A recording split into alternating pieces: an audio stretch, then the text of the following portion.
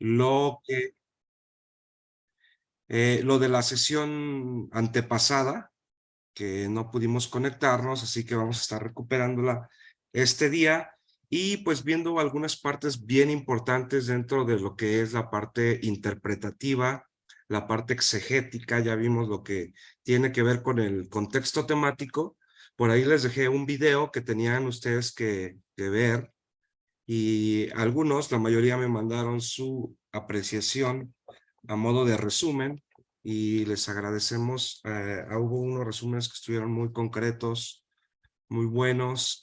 Vamos a iniciar entonces esta mañana reconectando lo de la clase pasada y también voy a dar oportunidad para que 3 de ustedes nos hablen brevemente, máximo 3 minutos, de su impresión en relación al video documental que pudieron tener como tarea y pues vieron, ¿ok?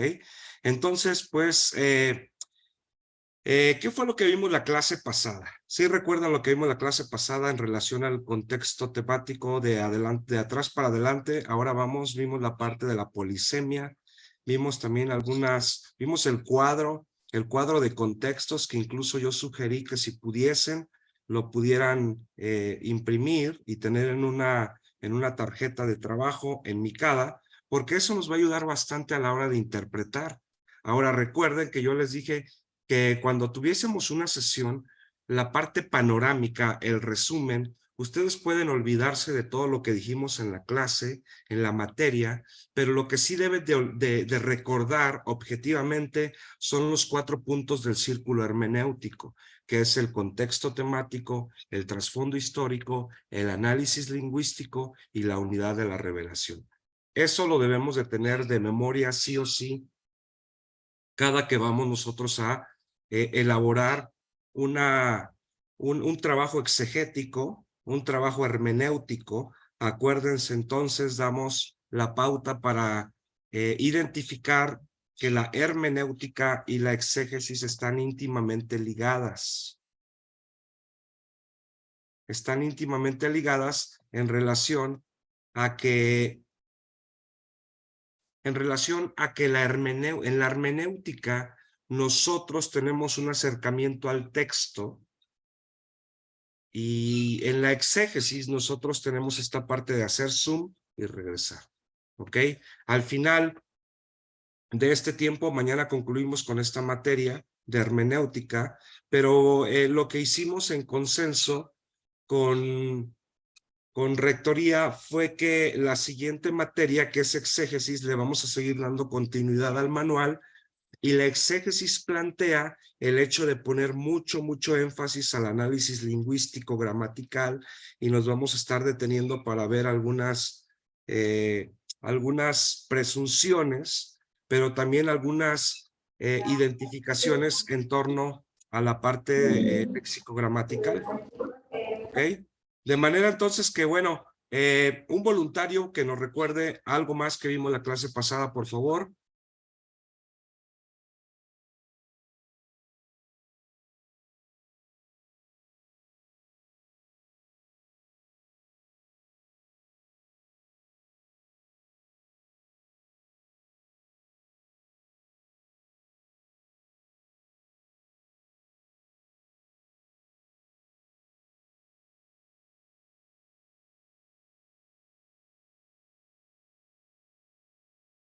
¿Ninguno? Ok. Bueno, un voluntario que nos hable un poquito de la parte del video documental, por favor. Bueno, yo les platico hola maestro Tony, de lo que vimos un poco en la clase pasada, nos habló cómo se usaba el contexto, la lectura, cómo Hitler usó citas bíblicas para justificar la matanza de los judíos. Nos habló de esta parte de la exégesis y nos estuvo enseñando libros. No sé si me oigan bien porque ando un poquito malita. Pero Adelante, hermana. a mí se me hace muy interesante su materia porque al final nos recomendó muchos libros, nos recomendó muchas cosas que podríamos usar como un acervo cultural para mejorar nuestra hermenéutica y todo, ¿no? Nos habló de un autor español y nos citó algunos libros. Nos habló de la Biblia como esta parte que era criticado por los autores de la alta crítica. Sí, es la alta crítica, creo.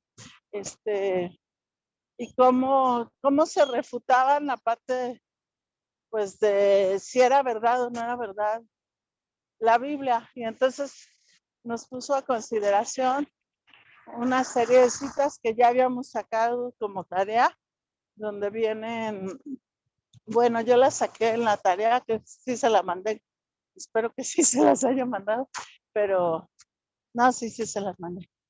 Donde vienen varias citas de, por ejemplo, que la Tierra es redonda, cosas que siglos después fueron comprobadas por la ciencia.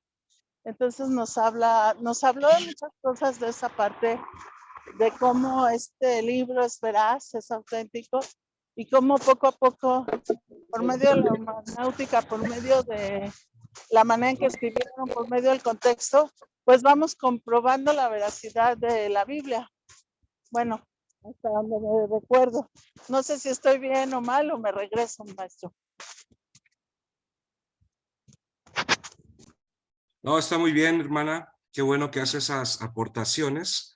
Y bueno, lo padre dentro de la materia es que podemos de repente hacer algún paréntesis para poder subrayar algo interesante, incluso lo que comentaba, por ahí mencionar algunos autores que nos van a reforzar un poquito la parte del conocimiento y poder ir desglosando pues temas puntuales en relación a lo que estamos hablando, ¿ok?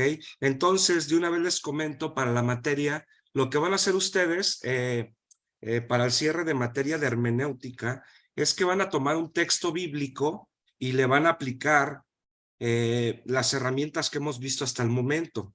No van a aplicar como tal el círculo hermenéutico, sino como tal lo vamos a dejar para la fase final de exégesis, que nos quedarían otras 5 sesiones, en donde ya le vamos a meter el contexto temático, el trasfondo histórico, el análisis lingüístico y la unidad de la revelación.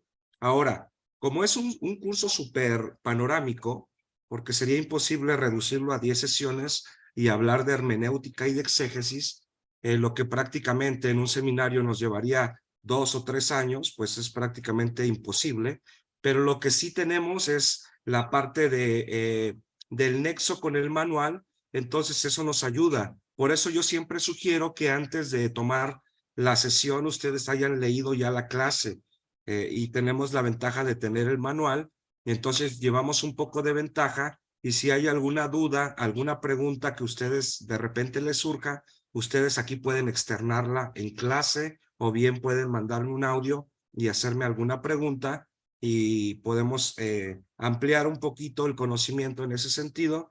Y si no tenemos la respuesta, pues normalmente pido unos días para poder documentarme y dar razón de lo que ustedes están preguntando.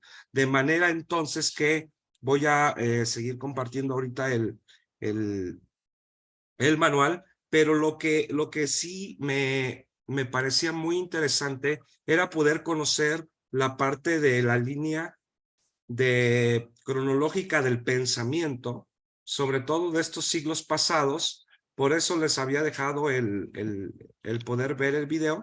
Repito, voy a pedir 1 o 2 intervenciones en cuanto a que me den una breve impresión en torno a lo que vieron en el video, porque queremos llegar a un punto. Por ejemplo, hablamos acerca de algunos personajes que intervienen en pensamientos actuales, pero que vienen del siglo XVI, XVII o XVIII, pero que hoy en día están permeando, ¿no? Con toda esta evolución, después del medievo, donde entramos al renacentismo, al romanticismo, a la parte cultural, pero arroja todos los pensamientos que hoy en día están alejándonos de la realidad bíblica. Hermana Emperatriz, adelante, está levantando la mano. Gracias, pastor. El video se llamó 20 años de pensamiento humano y nos habla del caos que se vive en el momento actual. ¿Sí?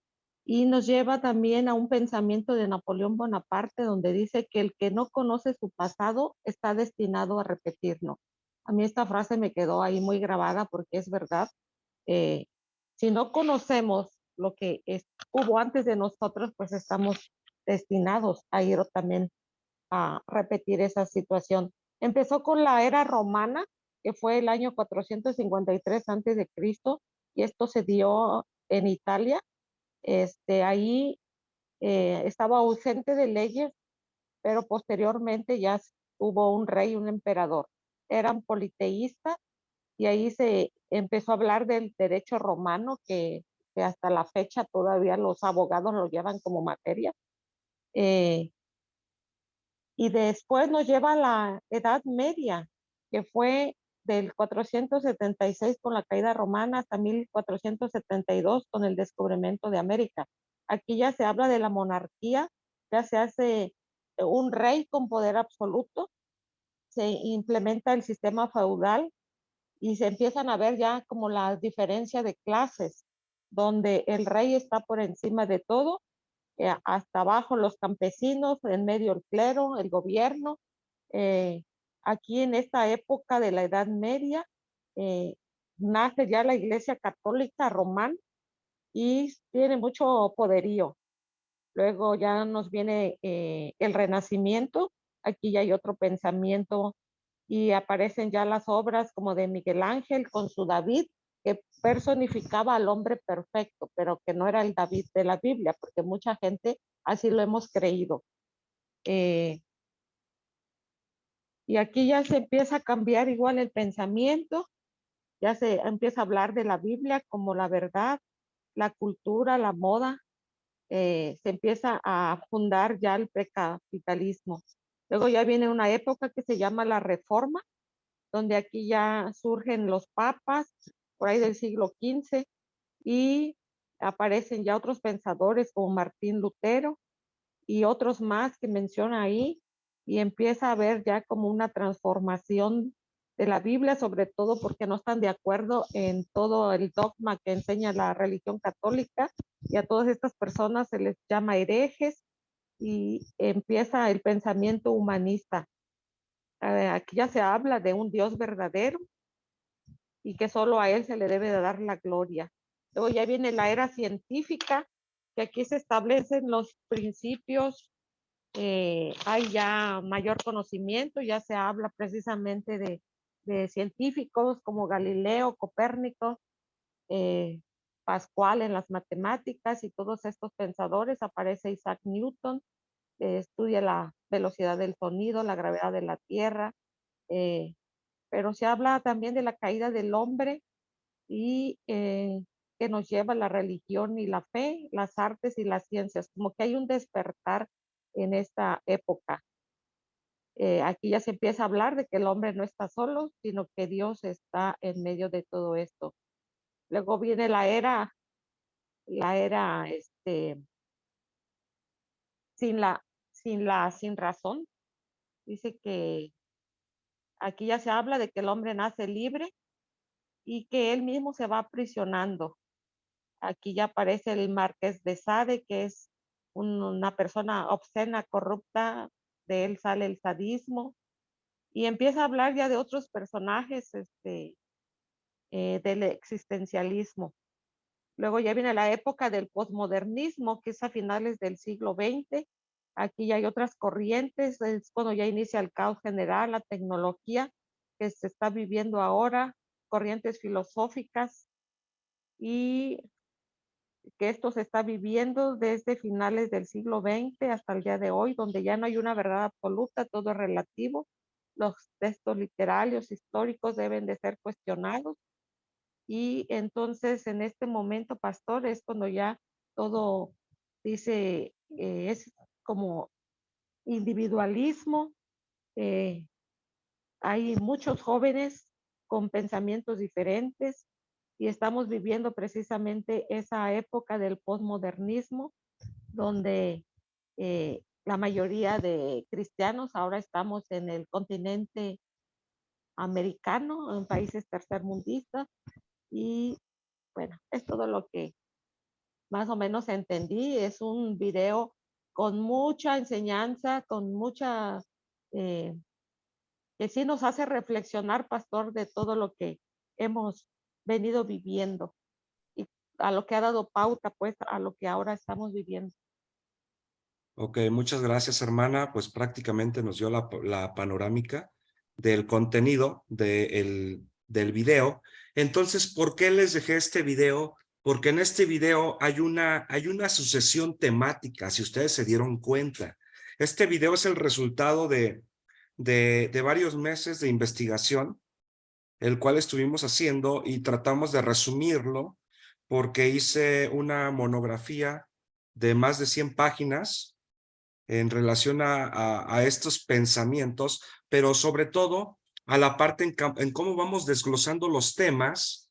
Iniciaba yo con esta declaración de Napoleón Bonaparte que habla acerca de que el que no conoce su historia está condenado a repetirla, y este círculo vicioso lo vemos a lo largo de toda la Biblia, porque el pueblo tenía esa facultad para idolatrar a dioses ajenos, y Dios levantaba un líder y Dios los liberaba, pero después de un tiempo volvían a caer. Esto se ve muy visible en el tiempo de los jueces, donde levantaba a Od, Samgar, levantaba a Gedeón, levantaba a Sansón, a Débora, etc. Pero cuando moría esa persona, el pueblo volvía a caer. Lo mismo pasa con los reyes, lo mismo pasa con toda la narrativa de los libros de las crónicas y de los reyes, incluso comenzando desde Samuel, y nos vamos hasta el Nuevo Testamento, en donde vuelve nuevamente, pero aquí surge la iglesia, ya hablando en un contexto romano, pero con una cultura helénica, en donde se va desarrollando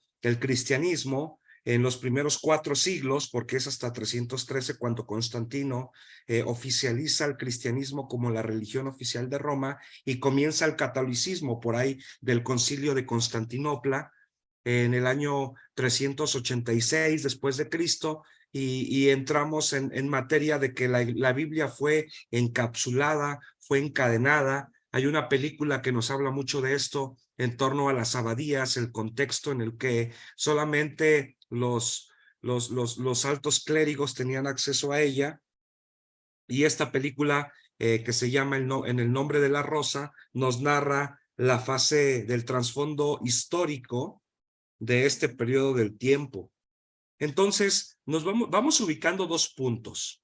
El primero, el contexto temático sobre el cual nosotros estamos parados, porque como cristianos debemos de conocer nuestro contexto, debemos conocer historia, debemos de tener un acervo cultural amplio.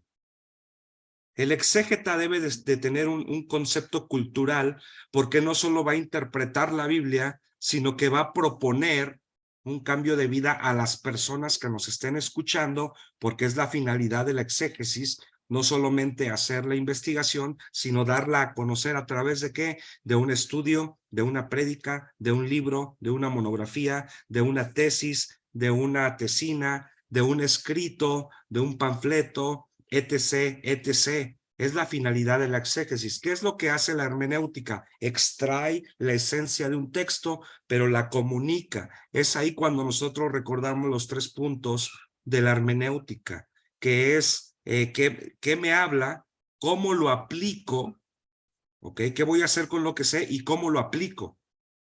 Es algo bien interesante. Esto nos va a hacer que no solo tengamos una cabeza grandota, o sea, mucho conocimiento, sino que estemos proporcionados. O sea, debo de entrar en contexto del tiempo que estoy viviendo, más ahorita que estamos viviendo un tiempo en relación a la Agenda 2030, ¿ok? Y que debemos de estar conectados. Dice la Biblia en Primero de Crónicas, y aquí hago un paréntesis, cuando ya están estudiando ustedes teología de manera más formal, tienen prohibido decir Segunda de Crónicas o Segunda de Reyes. ¿Alguien me quiere decir por qué? Porque son libros históricos.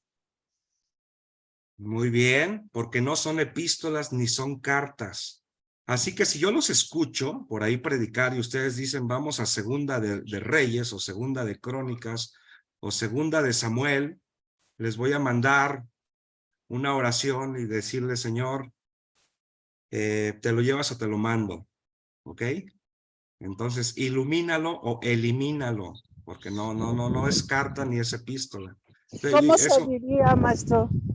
se diría primero. Se Primer diría, libro de los Reyes o segundo libro de las Crónicas. se diría primero de Crónicas o primer libro de Crónicas o primero de Samuel o segundo de Samuel. Cosa distinta ya en el Nuevo Testamento con las epístolas generales, las universales, las paulinas, porque sí son cartas, entonces ahí sí es válido decir primera de Corintios, primera de Tesalonicenses, segunda de Timoteo, etc. Digo, un dato cultural, pero me gusta de repente mencionar estos puntos que no tienen tanta relevancia. Digo, si seguimos manejándolo en femenino, pues no hay mayor problema, pero pues me gusta hacer esas acotaciones. ¿Ok? Gabriela, ¿vas a comentar algo o solamente estás afirmando? Excelente. Muy bien. Entonces hablaba acerca de esto porque el video nos va a centrar en tiempo, en forma, pero también ya nos hemos aventado un clavado en base a los distintos pensamientos, y eso pasa cuando vamos a interpretar. Por eso yo decía que primera carta, ¿ve? Ya me estoy equivocando. Primer libro de Crónicas, capítulo 12, verso 32, dice, hablando en relación a los de Isaacar, a la tribu de Isaacar, dice que eran 200 principales, pero tenían 3 características. Número 1, conocían su tiempo. El exégeta debe de conocer su tiempo. Número 2, sabían lo que debían hacer. Conocen su temática, o sea, conocen su trasfondo histórico, conocen su contexto temático. Y número 3, los demás los seguían, o sea, eran ejemplo. O sea, es la función que debemos de tener. Es lo que dice, o sea, las otras tribus tenían 8,000, 10,000, 20,000 hombres, pero los de Isaacar solo eran 200. O sea, no es cantidad, sino es calidad de convicción. Es lo que nos dice la narrativa a través del primer libro de las Crónicas. Los de Isaacar, primero de Crónicas 12:32, eran entendidos en sus tiempos, sabían lo que debían de hacer y los demás los seguían. ¿Ok? Entonces estos cuates eran diestros, sabían usar la lanza con la derecha, con la izquierda, eran hombres de guerra y eran muy paladines en ese sentido. Entonces voy a seguir compartiendo el manual que tenemos, y aquí ya lo tenemos en pantalla. Indíquenme por favor si sí está en pantalla para saber y poder ir desglosando. Muy Sí. bien, gracias. Gracias. Ok, entonces entramos ya en capítulo 4, que estamos viendo apenas el segundo aspecto del círculo hermenéutico y tiene que ver con el trasfondo histórico. Ok. Por ahí en un audio, en una tarea, alguien me decía, a mí no me gustaba la historia. A ver, quiero que sean sinceros, levanten su mano a quienes no les gustaba la historia o no les gusta la historia, o en el pasado, o siempre les encantó y les mega hiper gustó. Ok, creo que a la mayoría les gusta. Les soy sincero, a mí no me gustaba la historia. Siempre fui malo en la escuela. Me expulsaron de varias escuelas antes de conocer de Cristo. Fui malísimo. Odiaba la historia, pero cuando empecé a conocer de Cristo me empezó a gustar. Hermana Sara, ¿va a comentar algo? No, bueno, solamente lo que había preguntado, de que si nos gustaba la historia o no. Ok, muchas gracias. Ahora, nosotros recordamos que la Biblia está compuesta por 3/4 partes de historia, o sea que nos tiene que gustar sí o sí. Pero no se preocupen porque más allá de ser una carga, es una maravilla conocer la historia. La parte del trasfondo, entonces, esta palabra, quiero comenzar un poquito, la palabra trasfondo viene del prefijo trans, ok, y viene la parte del fondo. El prefijo trans, que es esta preposición, significa per, más, allá, o también significa detrás de. Y fondo significa, como su propia palabra lo dice, lo que hay al final, detrás del telón. ¿Okay? Entonces, nosotros evaluamos esto, que el trasfondo histórico es trasfondo, no trasfondo. ¿Ok? Entonces, el trasfondo histórico nos va a decir lo que hay detrás del telón, lo que hay más allá del telón, lo que hay detrás de la cortina. Y es necesario conocerlo. ¿Por qué? Porque cuando nosotros estamos interpretando un versículo bíblico, sí necesitamos conocer la historia. ¿Por qué, por ejemplo, voy a poner varios ejemplos? ¿Por qué, por ejemplo, Jesús habla con la mujer samaritana? ¿Y por qué una samaritana no podía hablar con un judío? ¿No? ¿Alguien sabe por qué los judíos y los samaritanos se odiaban? Bueno, lo que yo tengo entendido es que a partir del exilio, el pueblo, el reino del norte se había mezclado con todas las naciones, entonces ya no eran como una nación pura. Y los judíos se supone que sí guardaban la ley y eran se sentían mucho más, más cerca de Dios, y por esa razón se despreciaban a los samaritanos, porque ya eran una mezcla, ya no guardaban la ley de Dios como debían, o se suponía que debía ser. Así es. Entonces, después de la fragmentación y de la división del reino del norte de Israel, del reino del sur de Judea, los samaritanos lo que hacen es que ellos crean su propia sede para poder rendir culto a Dios en Samaria. Y obviamente los judíos decían solamente podemos adorar en Jerusalén. Y viene un desfase, una mezcla de razas, y obviamente los judíos dicen los samaritanos no son parte de nuestro pueblo, y se odiaban, ¿no? ¿Por qué? Porque tenían estas distinciones en las cuales cuando ya vemos ahí en la narrativa juanina que este agiógrafo hace alusión a que Jesús está hablando con una mujer samaritana en un pozo que queda al norte, y esta mujer tiene estas características de que es una mujer prostituta y que ha tenido varios maridos y con el que vive no es su marido, y de repente esta mujer le dice, bien, lo has dicho, eres profeta, lo reconoce, y entonces, por ejemplo, esos hallazgos, esas narrativas, esos versículos sí se deben de ver bajo el punto de vista histórico. O sea, ¿qué hay detrás de la historia? Y obviamente tenemos que conocer la parte de los antecedentes. Por otro ejemplo, en la narrativa del profeta Jonás, en donde dice que palabra de Dios vino a Jonás, hijo de Amitai, diciendo, levántate y ve a Nínive y pregona contra ella, porque su maldad ha subido delante de mí. De hecho, es un hebraísmo interesante, porque esa declaración, su maldad ha subido delante de mí, en el hebreo lo que nos está diciendo es que a Dios le preocupaba tanto la indolencia y la crisis que están pasando los ninivitas. En otras palabras, viene con Jonás y le dice, necesito que te levantes y vayas a Nínive, porque yo los amo y ellos están caminando bajo perversión.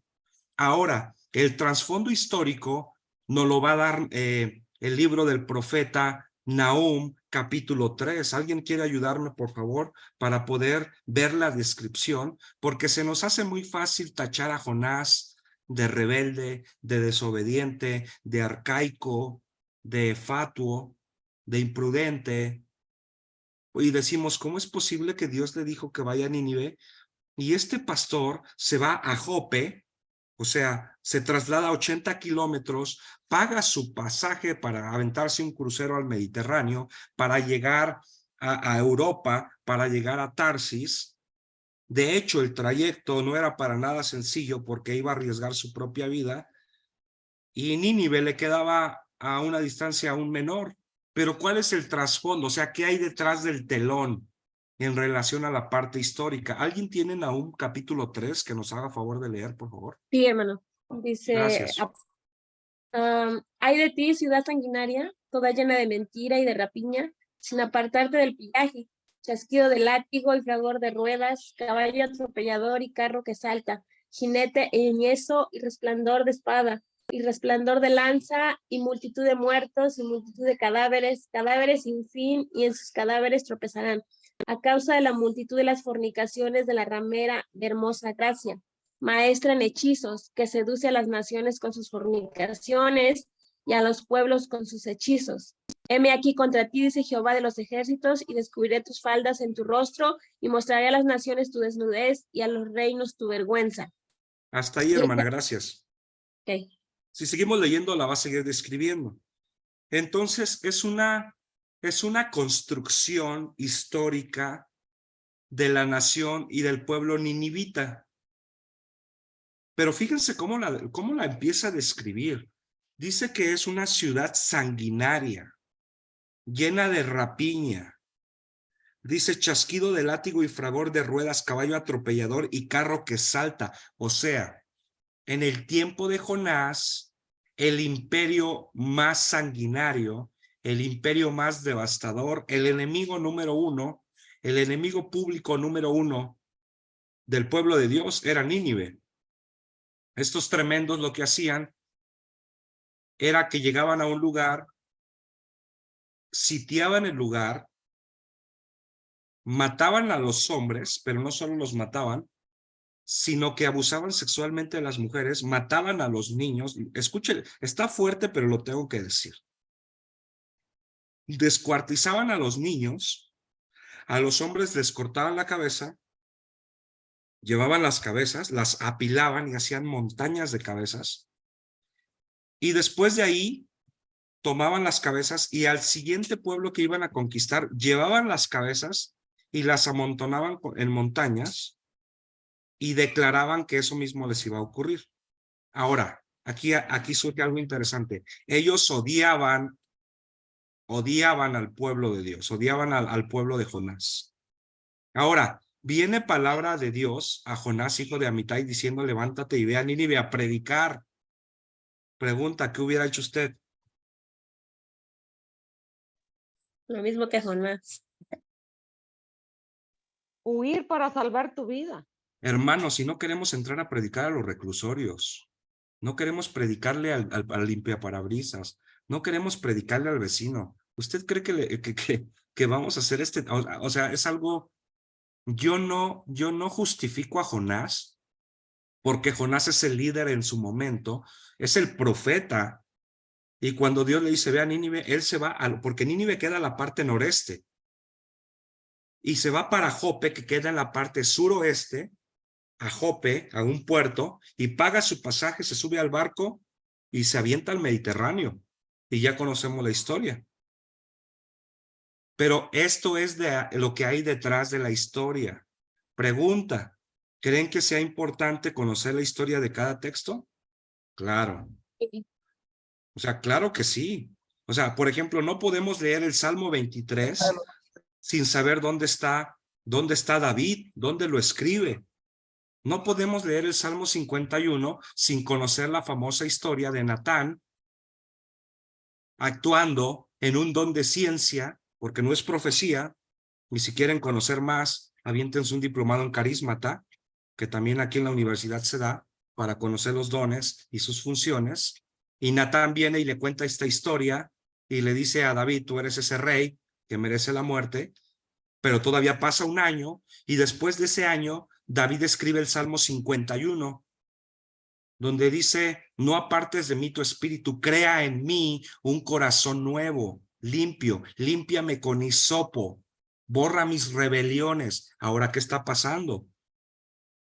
David está tratando de encubrir no solamente el adulterio, sino el asesinato, pero no cualquier asesinato. David mató a su hombre de confianza, mató a Urías. Urías era su mano derecha, Urías era el de confianza, tanto así que escribe la carta donde narraba cómo iba a morir Urías y se la da al propio Urías y le dice, llévasela al comandante del ejército.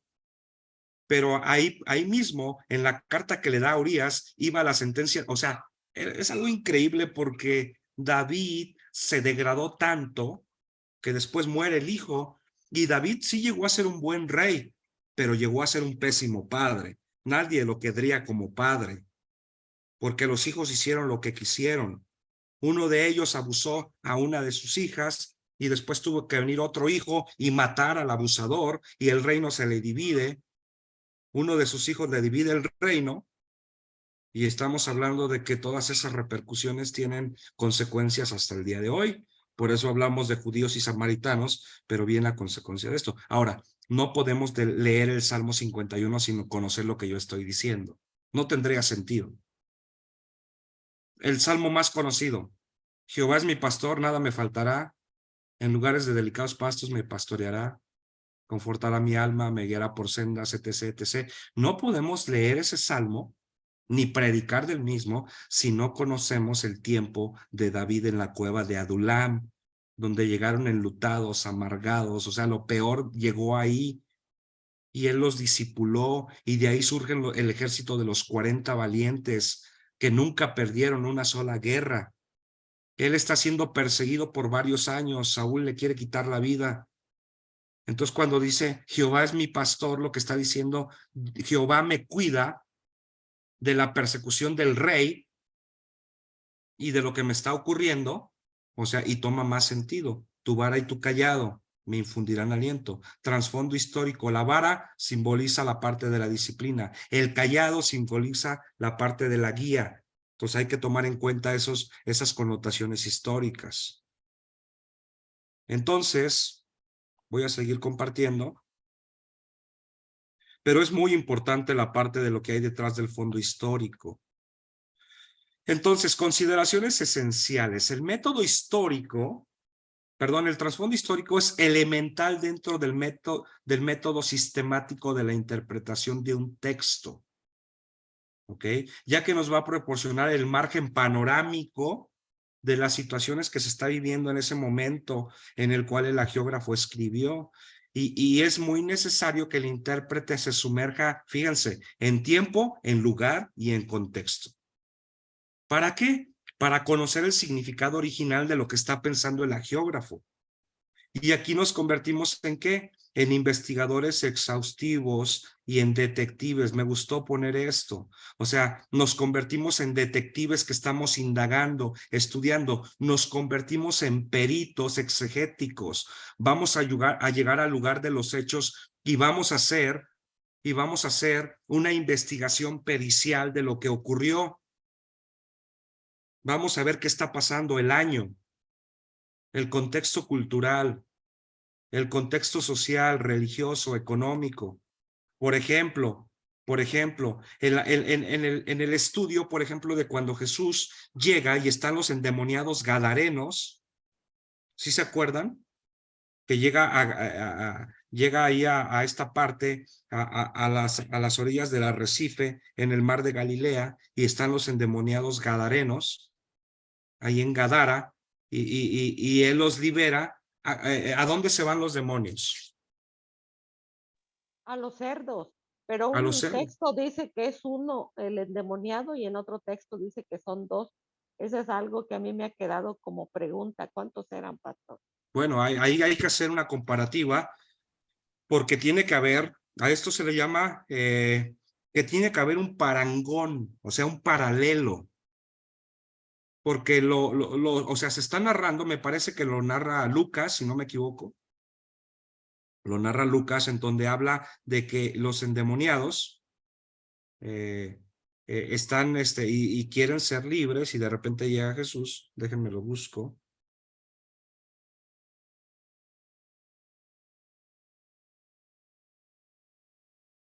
pues sí, la narrativa está en Mateo y en Lucas, en Lucas 8:26 y en Mateo 8:28. Vamos a ir a Lucas 8:26.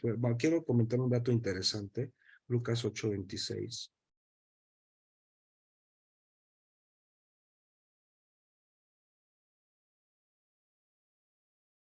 Y en Mateo 8:28.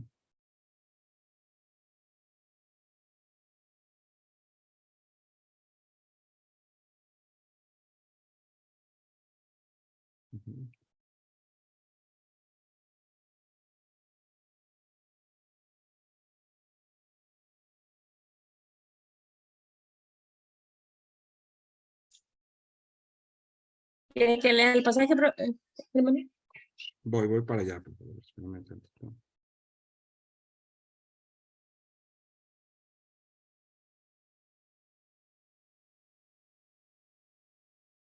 Ok. Entonces dice la Biblia, sí, por favor, vamos a leer ese pasaje, por favor, lo leemos en la narrativa lucana, ¿vale? Vamos a leerlo desde Lucas, el 8:26, vamos a darle lectura, por favor. Sí, dice así, y arribaron a la tierra de los Gadarenos, que está en la ribera opuesta a Galilea. Al llegar él a tierra, vino a su encuentro un hombre de la ciudad, endemoniado desde hacía mucho tiempo, y no vestía ropa ni moraba en casa, sino en los sepulcros. Al ver a Jesús, lanzó un grito, y un gran grito, y postrándose a sus pies, exclamó a gran voz: ¿Qué tienes conmigo, Jesús, Hijo del Altísimo? Te ruego que no me atormentes, porque mandaba al espíritu inmundo que saliese del hombre, pues hacía mucho tiempo que se había apoderado de él, y le ataban con cadenas y grillos, pero rompiendo las cadenas era impelido por el demonio a los desiertos. Y le preguntó Jesús diciendo: ¿Cómo te llamas? Y él le dijo: Legión, porque muchos demonios habían entrado en él, y le rogaban que no los mandase ir al abismo. Había allí un hato de muchos cerdos que pasían en el monte, y le rogaron que los dejase entrar en ellos, y les dio permiso. Los demonios salidos del hombre entraron en los cerdos, y el hato que se precipitó por un despeñadero al lago y se ahogó. Y los que apacentaban los cerdos, cuando vieron lo que había acontecido, huyeron, y yendo dieron aviso en la ciudad y por los campos, y salieron a ver lo que había sucedido, y vinieron a Jesús, y hallaron al hombre de quien habían salido los demonios, sentado a los pies de Jesús, vestido y en su cabal juicio, y tuvieron miedo. Y los que habían visto les contaron cómo había sido salvado el endemoniado. Entonces toda la multitud de la región alrededor de los Gadarenos le rogó que se marchase de ellos, pues tenían gran temor. Jesús, entrando en la barca, se Aquí volvió. vamos a hacer una Y el hombre, pausa. Perdón. ¿Por qué la gente le pidió que se fuera si lo que había hecho Jesús era liberar a un endemoniado? ¿Por qué la gente le pidió que se fuera? Porque después llega el dueño de los cerdos y también le pide que se vaya. ¿Por qué? Profesor, porque pues, no sé, a lo mejor porque les costó dinero, porque se murieron todos los cerdos. Ahora, a lo mejor ok. y otra, bueno, oyendo a Lucas y oyendo a Mateo, según tengo entendido, el libro de Mateo, el Evangelio de Mateo está hecho para los judíos. Entonces los judíos siempre necesitan 2 testigos.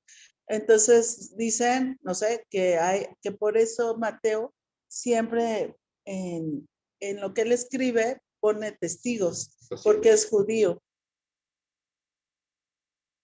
No sé si estoy bien, maestro, dígame. Sí, claro que sí. Sí, tiene que ver ese dato histórico. Ahora sería bueno poder identificar eso, sí, porque la narrativa de Mateo nos habla de los endemoniados gadarenos. Dice, cuando llegó a la otra orilla, a la tierra de los gadarenos, vinieron a su encuentro 2 endemoniados. Y eso es interesante porque Lucas dice que era uno. Ahora, acuérdense, y aquí viene la apreciación testimonial, porque cuando vemos la parte de la resurrección de Jesús, cada uno de los biógrafos nos lo va a narrar de diferente forma. Pero eso no, o sea, es cuestión de apreciación. Entonces, si Dios nos permite, cuando veamos crítica bíblica, que yo quiero pensar que van a seguir estudiando, y en licenciatura hay una materia que a mí me encanta dar que se llama crítica bíblica, en donde nos vamos a detener y vamos a ver estas sinergias y esta parte de poder hacer crítica al texto. No criticar el texto, pero sí hacer una crítica a través de diferentes parámetros y herramientas que vamos a ver. ¿Ok? Ahorita no nos compete y bueno, podríamos explicar, pero nos vamos no es el objetivo de lo que yo quiero comentar ahorita en cuanto al trasfondo. Pero sí hay diferentes, o sea, si de repente hay un choque en la avenida y uno ve el choque desde el puente y otro ve el choque desde su auto y otra persona da testimonio de cómo fue el choque desde su apreciación cuando iba saliendo del Oxxo, los testimonios van a ser diferentes. Tal vez es que el que está en el puente diga, el auto venía a 80 kilómetros por hora, ¿no? Y venía detrás de 2 carros. Pero tal vez el que venía saliendo del Oxxo diga, es que venía detrás de un carro, porque tiene otra óptica, otra panorámica, tiene otro ángulo de vista. Y lo que aquí comentó mi hermana tiene sentido porque Mateo es escrito a los judíos y sí tiene razón. O sea, los judíos tienen como base el tener una genealogía, por eso Mateo empieza hablando de la genealogía. Ahora, ¿por qué es diferente la genealogía de Jesús que da Mateo a la que da Lucas? Porque Lucas da la genealogía de la mujer, de María, y Mateo da la genealogía del papá. ¿Por qué? Porque Lucas es griego. Y para un griego es importante la genealogía materna, pero para el judío ni siquiera apela a la mujer, porque acuérdense, va a ser fuerte lo que yo diga, pero es un dato cultural. Una mujer no tiene valor en la cultura judía.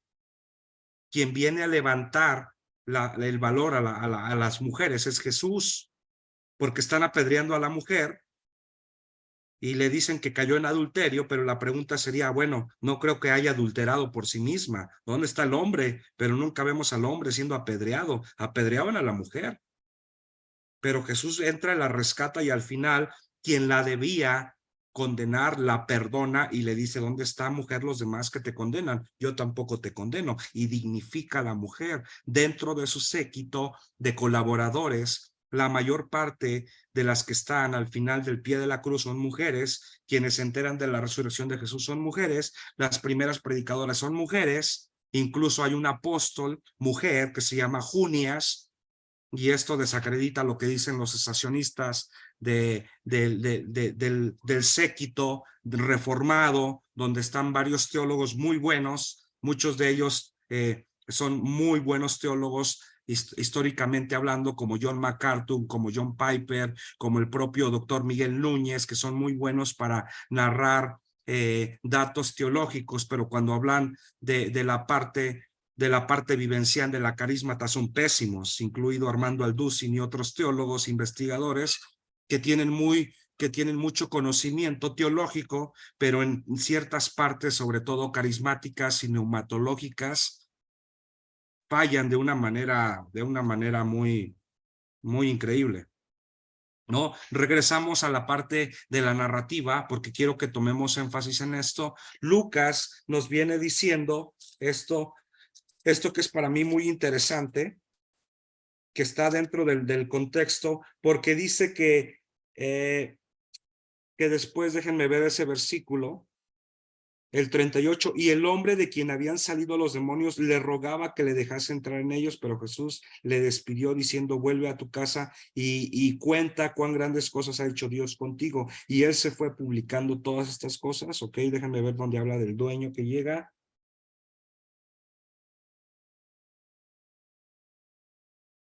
El 37, entonces toda la multitud de la región alrededor de los Gadarenos le rogó que se marchase de ellos, pues tenían gran temor, y Jesús entrando en la barca se volvió. O sea que la gente le dice a Jesús que se vaya. Pero vuelvo a preguntar, ¿por qué le piden a Jesús? ¿Por qué la gente le dice que se vaya? ¿Y por qué el dueño de los cerdos le dice a Jesús que se vaya? Porque aquí menciona una palabra interesante, que era que los demonios se fueron a un hato de cerdos. A ver, vayan a googlear cuántos cerdos hay en un hato, porque es una referencia interesante. ¿Cuántos cerdos hay en un hato? Van a sorprenderse. Yo creía, bueno, he leído, parece que que 2000. No, hermana. A ver, vamos a googlear, a ver qué, y vamos a ver la fuente.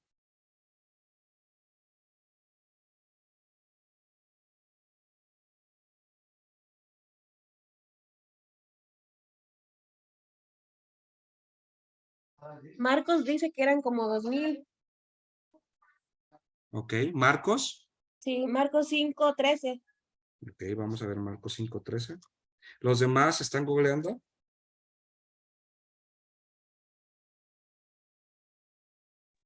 A mí me aparece 1,5 millones, pero lo veo mucho. Ah, bueno, también Marcos nos da esa narrativa. Aquí en Google dice 300, es 370.570 animales. Ok. Ok, bueno, voy a comentar esto brevemente porque va a haber diferentes posturas. Ahora, tenemos que ir al trasfondo. Acuérdense que Marcos escribe también y da una referencia. Ahora, voy a comentar esto, porque sí, Reina Valera nos da esa referencia en número en relación a Marcos, ¿ok? Pero a ver, acuérdense que Reina Valera llega a tener algunos errores también, ¿ok? Por la parte cultural. Entonces, da esta referencia, pero normalmente en la narrativa que estamos identificando en Lucas, lo que nosotros sí podemos identificar que eran más de 300,000. Aunque sí Marcos nos da esta referencia de 2000, que ahí tenemos que hacer un análisis lingüístico en relación al número, ¿ok? Damián Martínez dice son 370,520. Ok, fíjense, mi hermana Ned dice 1,5 millones, ok. Hay que ver también bajo qué contexto se da el dato. Pero ahora, ¿cómo cuánto creen que pese un cerdito en promedio? ¿Cuánto pesa un cerdito ya más o menos? Sí. Unos 80, 90 kilos.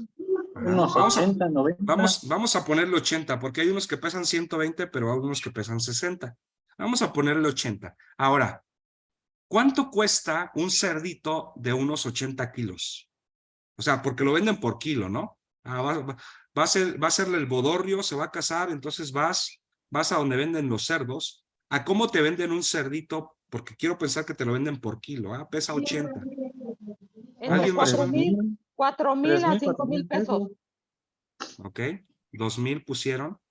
Ok, va a ver, me voy a meter a la página de aquí de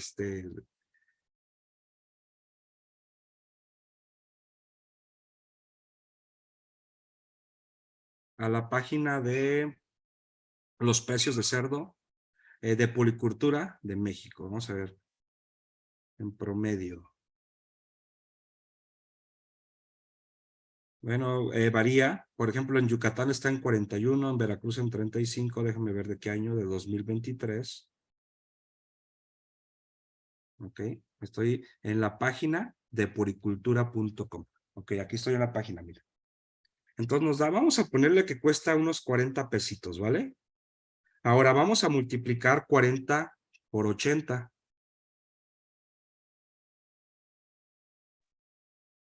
3,200. 3,200, más o menos.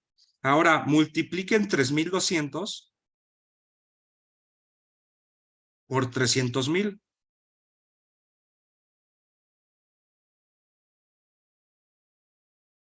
Y nos da, a mí me dio, ¿cuánto le dio? ¿Cuánto le dio?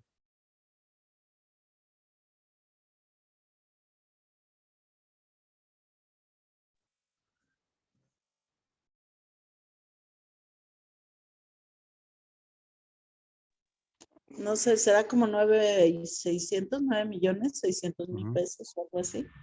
9,600,000. No, 960 millones. 960 millones. Ahora vamos a hacerlo en la narrativa de acuerdo al contexto romano, que es a quien escribe Marcos, suponiendo que sean 2000 en esa narrativa. Entonces 2000 por, ¿cuánto dijimos que costaba un cerdo? 3200. Nos da un total de 6,5 millones, 6,400,000. Vuelvo a hacer la pregunta, ¿por qué corrieron a Jesús? Porque perdieron su ganancia. O pérdida. En ese momento ellos lo vieron como una pérdida. Económica. Una Lo pérdida vieron económica. un animal que les producía, pues. Exacto, y la gente, los gadarenos se dedicaban ahora, vean, porque este dato histórico es interesante. La zona de Gadara, en la zona de Gadara estaban los puercos y es donde está el muladar. ¿Alguien ha escuchado esta palabra muladar? Es quien rescata tu vida del muladar, por ahí dice una parte bíblica. El muladar era el basurero. Ajá, yo he escuchado muladar como un tiradero. Quita tu muladar de aquí, o sea, tu cochinero, tu basura.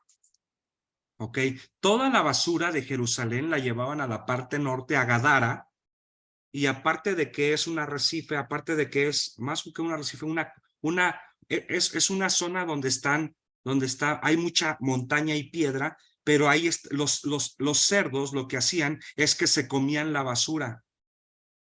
Y era un lugar donde el 80% de los habitantes se dedicaban a engordar cerdos.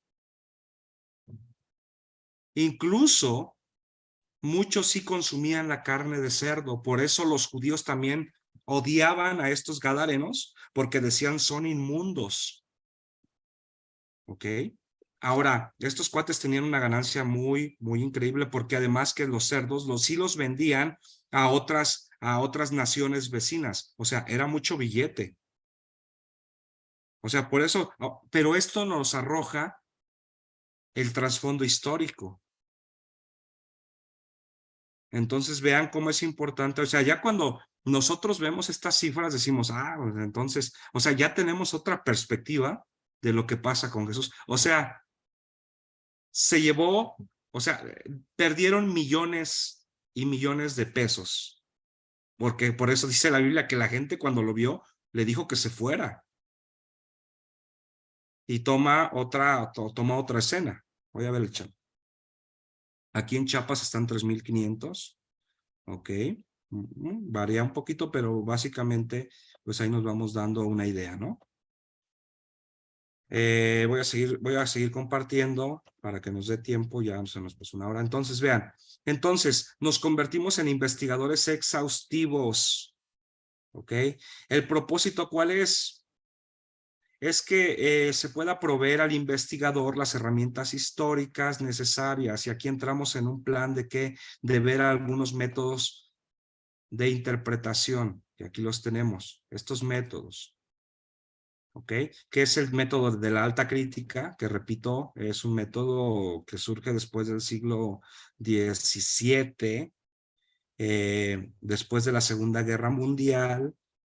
De hecho, hay ciertos esbozos después de la Segunda Guerra Mundial, pero mayormente viene con algunos teólogos, porque nace dentro del propio seno teológico, con Rodolfo Bullmann, con diferentes aportaciones, por ejemplo, de Hegel y de otros hombres que no son cristianos, pero contribuyen al poder interpretar la Biblia utilizando el método científico.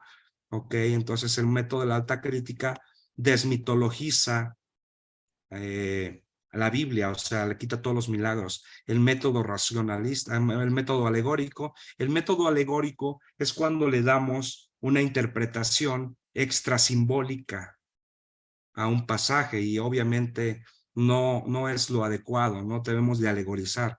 El método racionalista, que todo se pasa por la razón, pero se desacredita la parte del espíritu. El método literalista, todo es literal. Imagínense los que creen en este método cuando leen ese pasaje donde dice, si tu ojo te es causante de que caigas en pecado, quítatelo.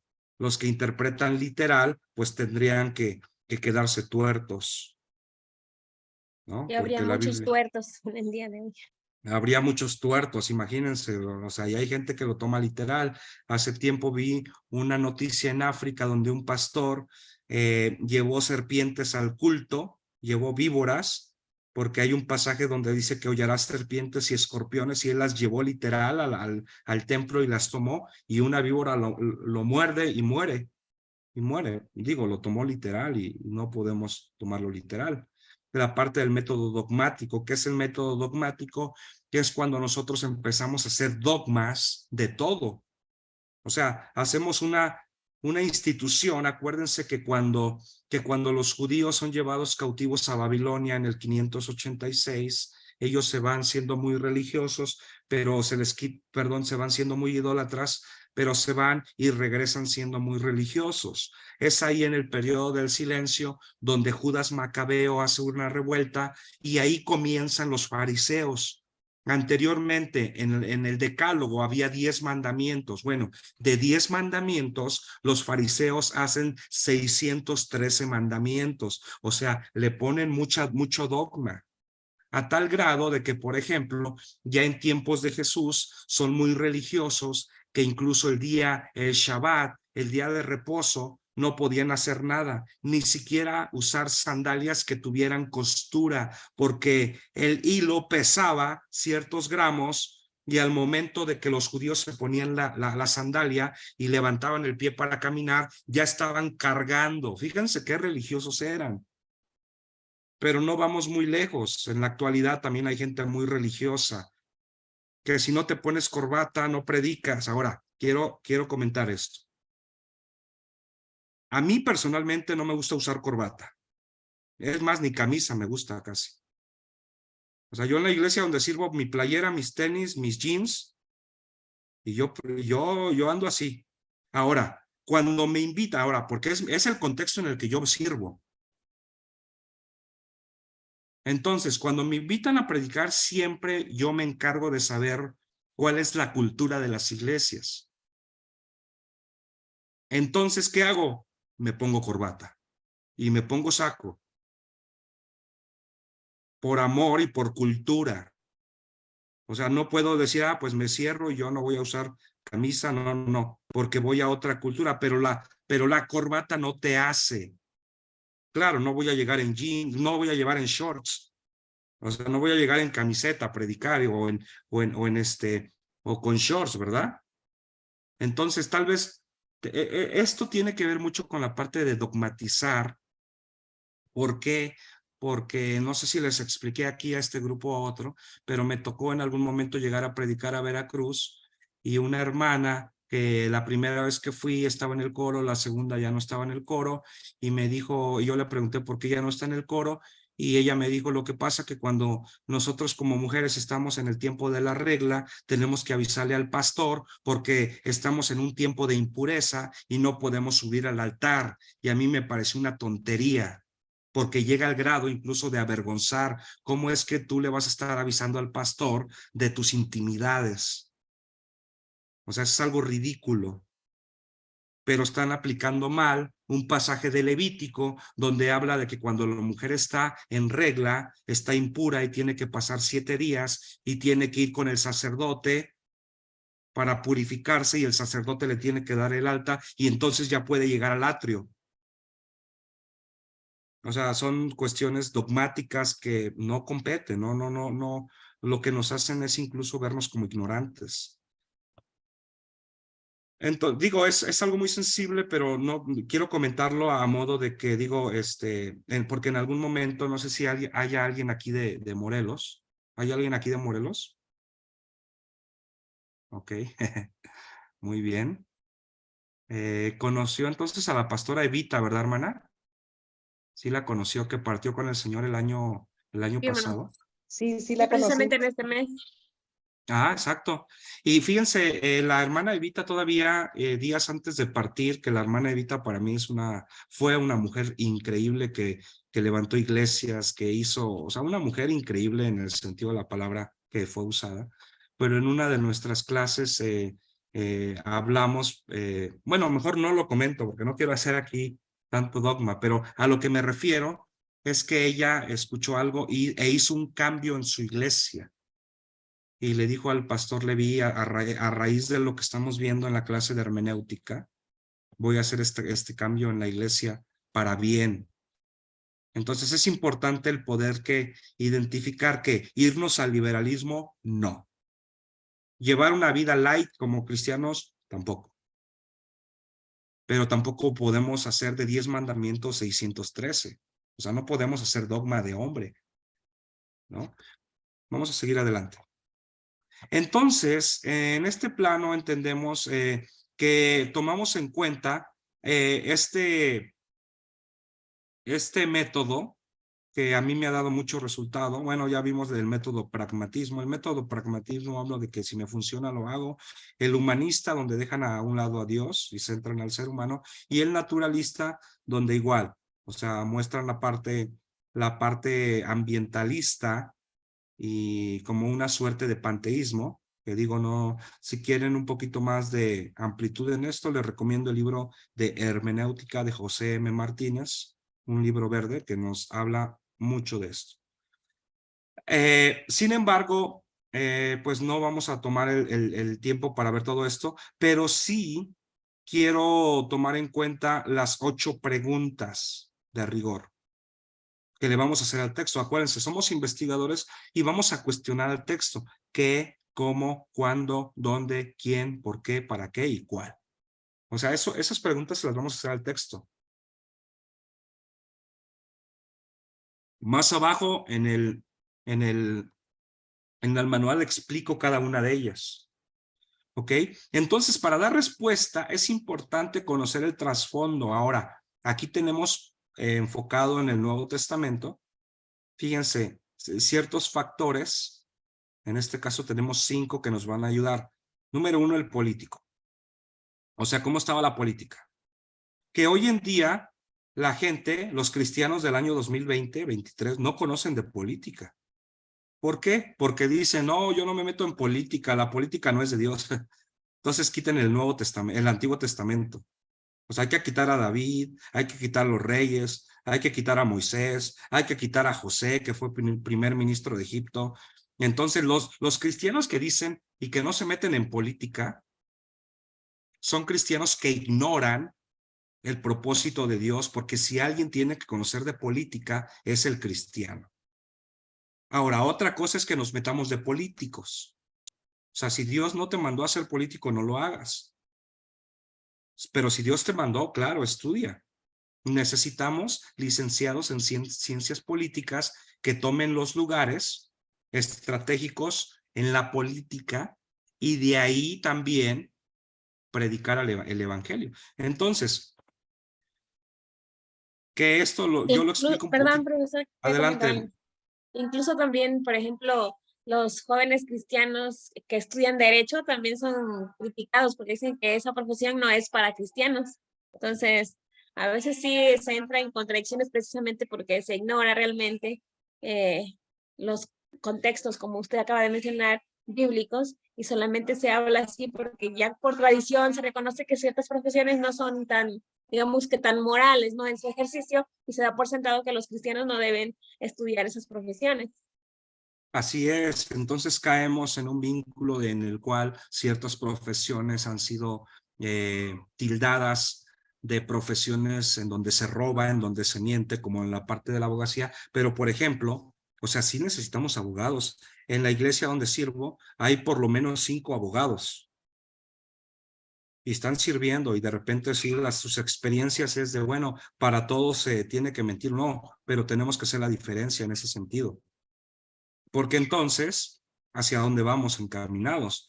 En ese punto es interesante recordar la parte política. ¿Por qué? Porque las características que vemos es al Imperio Romano, el gobierno provincialista, los reinos griegos y el Estado judío. O sea, tenemos que conocer esto sí o sí.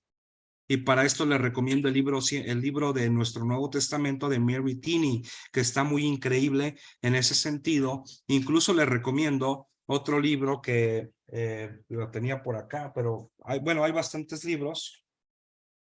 Bueno, este libro que es el último de César Vidal, que es el que actualmente estoy leyendo, que está súper mega increíble. Creo que ya se los dije la vez pasada, ¿no? El de Más que un Sí, rabino. sí. Ajá. Entonces, este es el que estoy leyendo actualmente y nos da referencia a esto. Como referencias tenemos a Tácito. Es más, voy a poner también aquí a otro historiador, Suetonio. Aquí vamos a poner también a Suetonio. ¿Ok? En la parte social tenemos la sociedad. Fíjense esta sinergia que ocurre en los tiempos de Jesús, porque van a conglomerarse diferentes culturas. La cultura judía o la sociedad judía, la sociedad pagana, ¿ok? O la sociedad gentil, también conocida, las conquistas culturales, o sea, los rasgos de conquista de Alejandro Magno, que aunque ya pasaron 2 siglos, siguen siendo efectivos, las normas morales y los idiomas utilizados, ¿ok? Aquí hablamos de por lo menos 4 idiomas. El arameo, que es el idioma que aprenden los judíos en Aram después del exilio y que ya llegan hablando arameo. El hebreo, que es el idioma de la religión judía. Está el griego koiné, que es el griego rústico del vulgo, pero también hay ciertas acotaciones de un griego clásico que mayormente se manejaba en esferas más doctas dentro del seno griego, ¿ok? Incluso algunos dialectos, que vienen, hay un micro prendido, incluso algunos dialectos que vienen de la parte helenística, pero también se usaba el latín, ¿ok? También se usaba el latín, que más adelante la Biblia se escribe en latín, y se le llama la Vulgata Latina de Jerónimo de Estridón, y viene a ser el lenguaje oficial de la religión católica romana. Pero estos idiomas es bueno mencionarlos. Ok, aquí tenemos como... Sí, hermana, adelante. Incluso creo que esa versión es la que se utiliza durante toda la Edad Media, ¿no? La Vulgata Latina. Sí, porque viene haciendo, ellos decían, el lenguaje de Dios. Y además es un lenguaje muy, muy rico, muy hermoso. De hecho, deberían de dar en los seminarios teológicos una materia en donde se tome el latín, porque muchas palabras que hoy en día conocemos dentro del argot cristiano son latinas. Por ejemplo, la palabra religión es una palabra latina que viene de la palabra del prefijo re y del verbo ligare, religare, que significa reconectar, religar, resetear, restaurar. Entonces, si nosotros vemos filológicamente la palabra religión, nosotros sí somos religiosos. O sea, porque estamos religándonos, reconectándonos. Pero es lo hermoso del latín, que a veces decimos, no, el latín, no. O sea, tenemos que tener un conocimiento del latín también, porque muchas palabras que usamos hoy en día vienen del latín. Entonces debemos de conocer, fíjense, los hombres que lideraron en su momento movimientos de reforma, de avivamiento, o que han emergido para hacer influencia, hablemos del Antiguo Testamento de Moisés, de Esdras, o sea, eran cuates que tenían un conocimiento increíble. En el Nuevo Testamento, Pablo, Lucas, que era médico y tenía especialidades, o sea, era un doctor, pero aparte de ser doctor, es un historiador mucho más alto que Seucídides, o mucho más alto que Josefo, incluso porque da referencias arqueológicas, antropológicas, históricas, paleográficas, que son muy, muy exactas, pero eran hombres que, por ejemplo, Lucas hablaba por lo menos 4 idiomas, Pablo hablaba por lo menos 4 idiomas, Moisés en el Antiguo Testamento hablaba por lo menos 3 idiomas. Esdras en el Antiguo Testamento hablaba por lo menos 4 idiomas. O sea, los que trabajaron en la construcción del Antiguo Testamento, en este caso Esdras, que viene a ser el recolector de los escritos junto con su discípulo Baruch, que después hay una referencia a un libro deuterocanónico que no fue incluido en el canon, pero fueron hombres que tenían mucho conocimiento. O sea, hoy nos estamos peleando por conocer las series. O sea, perdón por lo que voy a decir, pero yo no veo una serie que no me traiga, es más, yo no veo ni películas que sean de ciencia ficción. Y mucha gente me ve como extraño, me ve como extremista, pero yo prefiero sentarme y leer un buen libro. Yo prefiero sentarme y ver una película historiográfica. Yo prefiero sentarme y ver la película de Alejandro Magno o la película del Gladiador o la película de Troya, pero yo no te veo de Marvel ni de todas esas tonterías que lo único que hacen es distraerte porque yo sé a lo que Dios me llamó. Habrá gente que lo haga y respeto mucho porque también es una diversión. Digo, pero no es que yo juzgue, ¿no? O sea, sale una serie y la gente se avienta 5 capítulos en un día y se desveló y al otro día se va bien desvelado, pero yo prefiero desvelarme leyendo. Tal vez porque Dios me llamó a esto. Dios no me llamó a otra cosa. Y digo, tal vez soy extremo. Apenas estoy viendo porque si algo yo no me gustaba ver era películas de dibujos animados, porque además tuve una vida infantil muy difícil, en donde a mí nunca me dejaron ver las caricaturas, pero ahora con mis hijos las estoy viendo. O sea, ya me siento y, por ejemplo, nunca había visto El Rey León.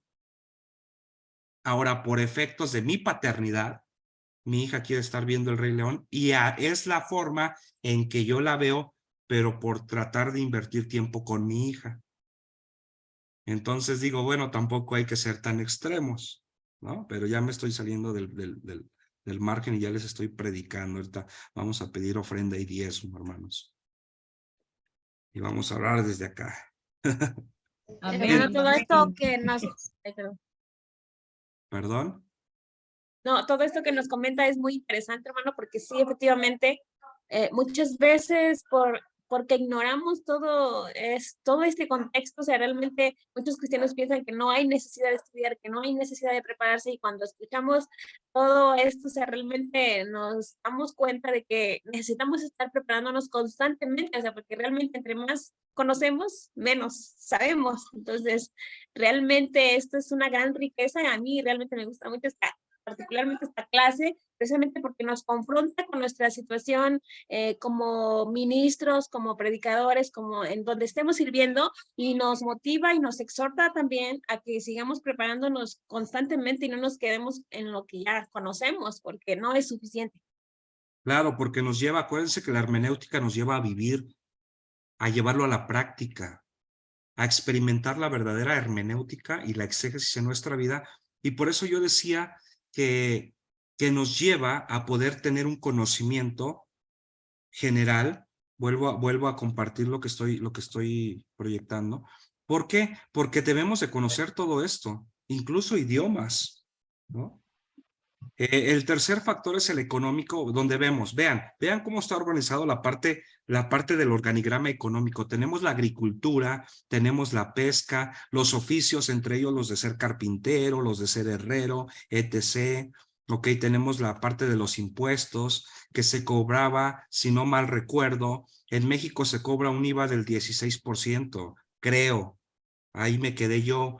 Lo último que hace este ex jefe de tesorería de aquí de gobierno de la Ciudad de México, José Luis Videgaray, que fue el anterior o el antepenúltimo, es que fue el 16%. Bueno, en el tiempo del Nuevo Testamento se cobraba del 30 al 40% de impuesto. O sea, los romanos estaban sobre todo. Adelante, hermano Romel.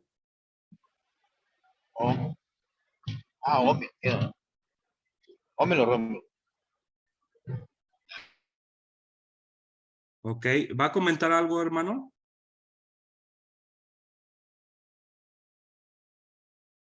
Creo que está muteado. Creo que va manejando, hermano. Yo creo Va que manejando. Yo creo que sí. sí, yo creo que sí. Ajá. Entonces sigo comentando. Entonces, el impuesto era bastante. Acuérdense que era como la parte cultural de un imperio cuando conquistaba otro, que le cobraban los impuestos. El comercio marítimo y el comercio terrestre. Por ejemplo, en este sentido, vamos a ver que, por ejemplo, hay una frase que Las Vegas ha acuñado y de hecho se conoce como que es una frase que viene de Las Vegas, que la voy a decir, yo creo que algunos las han escuchado, que la frase es: lo que pasó en Las Vegas se queda en Las Vegas, ¿no? ¿La han escuchado?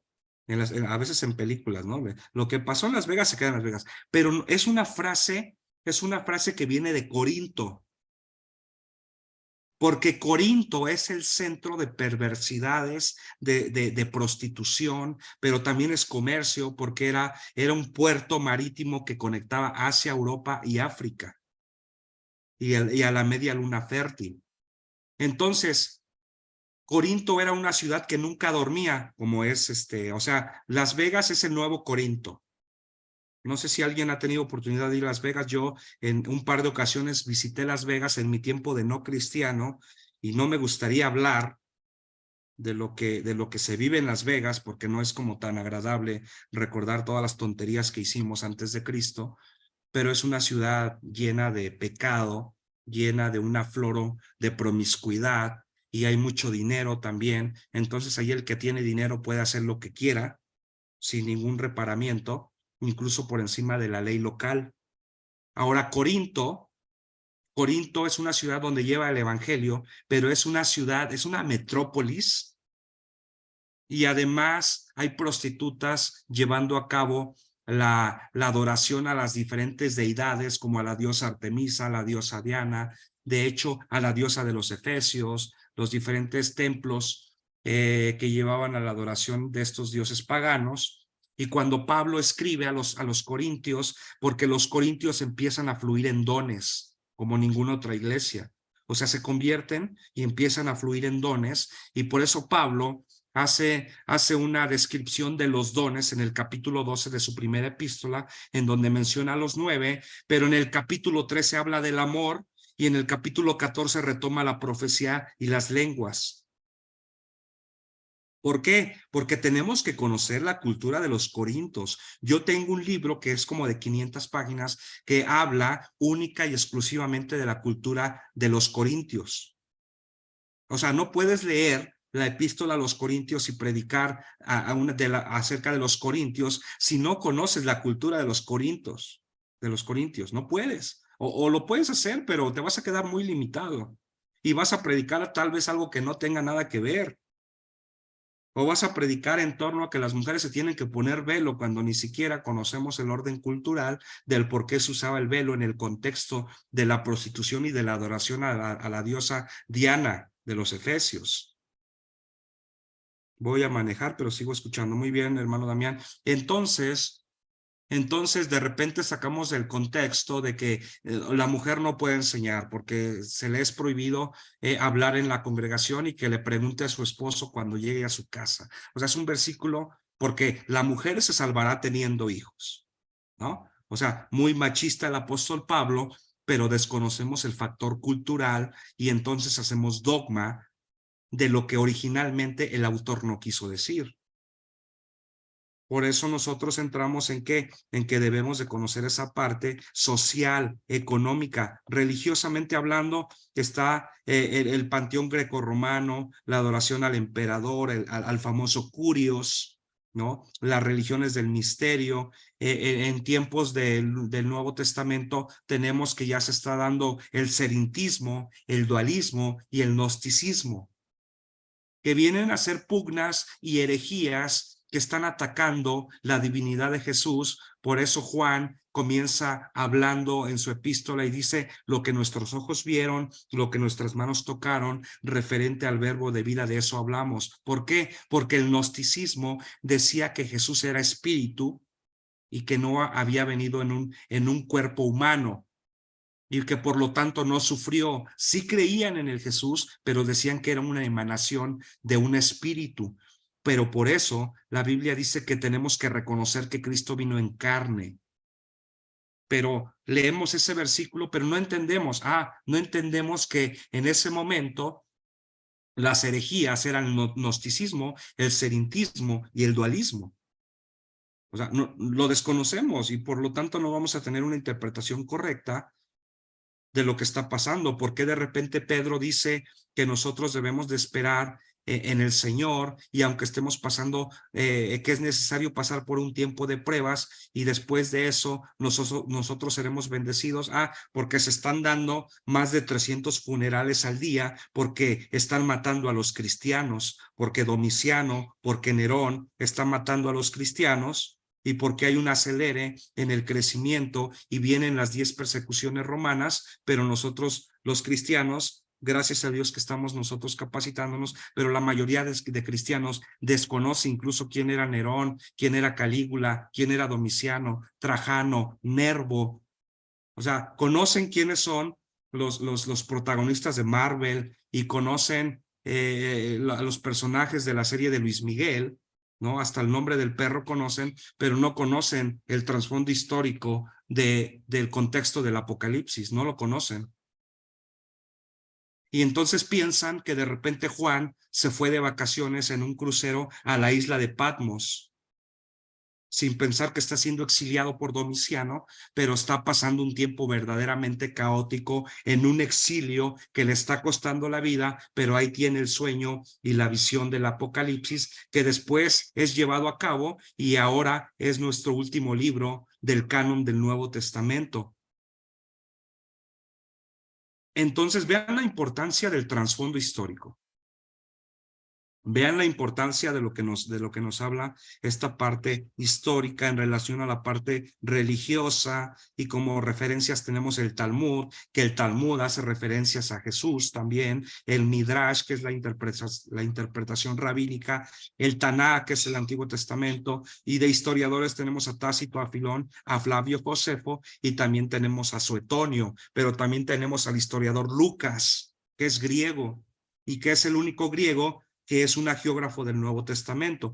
En la parte geográfica tenemos las distancias que recorría la gente, ubicar lugares, viajes de Pablo, ¿ok? Y como referencias tenemos los mapas de Palestina y la arqueología bíblica.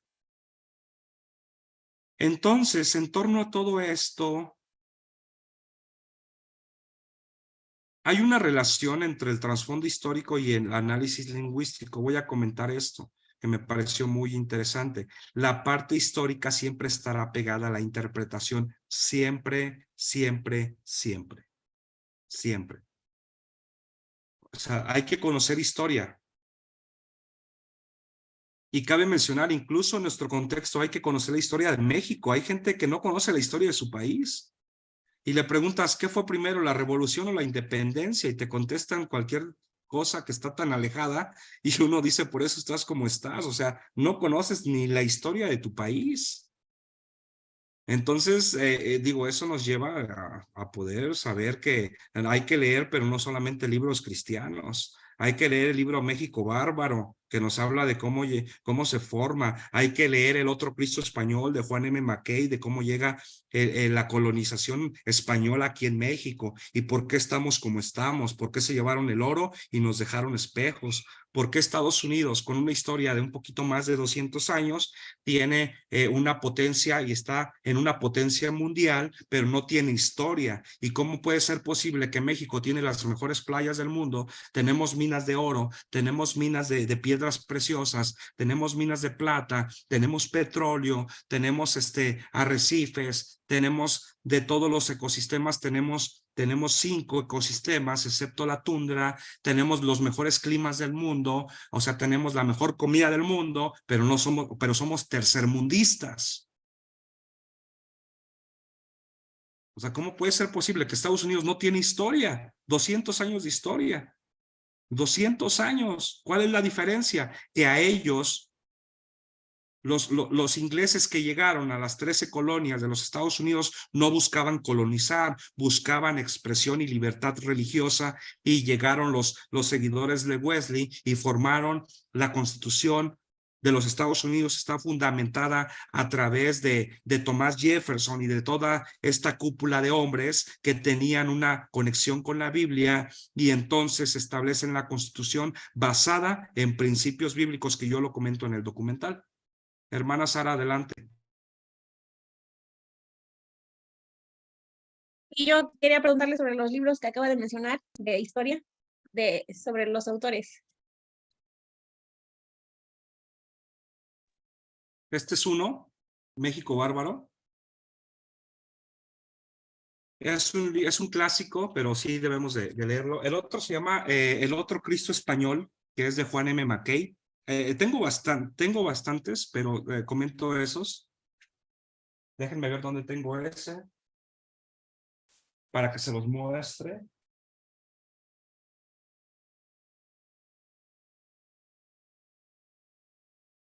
Bueno, si pone Juan M. Mackay, es un español que habla de cómo llega la colonización aquí a México.